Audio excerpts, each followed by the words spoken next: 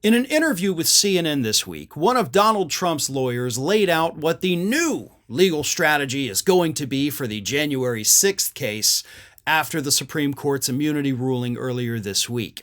And according to that lawyer, a man by the name of Will Scharf, they're going to argue to the judge, Judge Tanya Chut, that all of those horrible things Donald Trump did, right? The election subversion, the fake electors, which he says are not fake.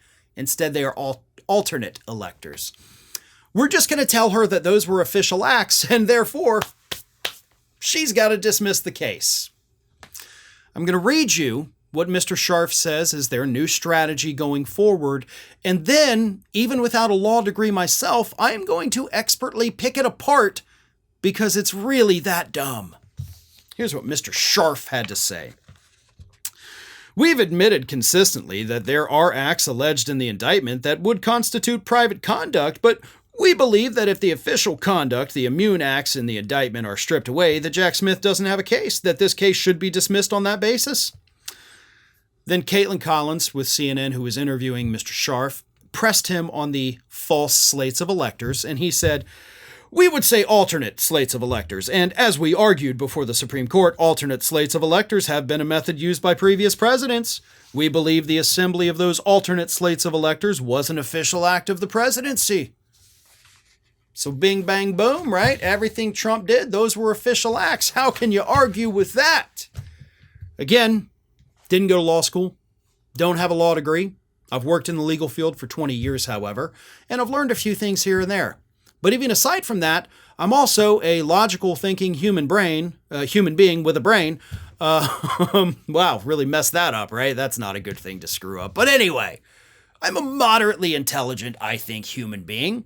So let's pick this apart, shall we?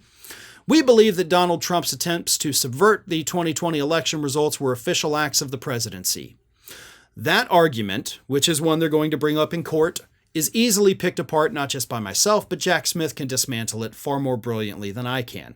But I will say this. The easiest way to pick that apart is say, okay, if it was an official act of the presidency, who paid for it? Did the DOJ pay for it, right? Did the federal government pay for this because it was an official act of the president? Nope.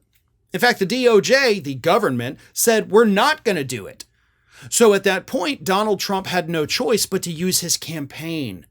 He used his campaign money, he used his campaign lawyers, he used his campaign staffers. He wasn't using official people with the federal government. No, they said, no, we're not going to do it. He had to use his campaign. Therefore, this was not an official act of a president. This was an unofficial act by a candidate for the presidency.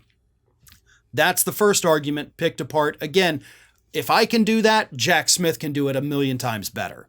The second argument, these alternate slates of electors, right? That's an official act. Bullcrap.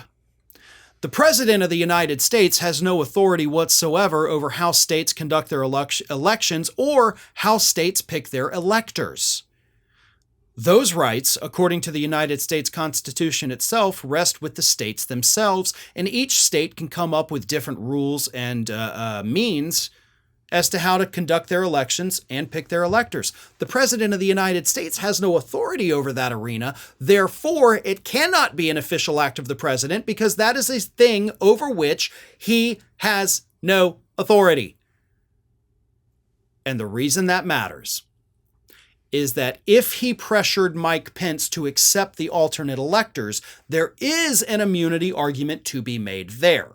Okay? Not going to dismiss everything, but there is an immunity argument to be made there.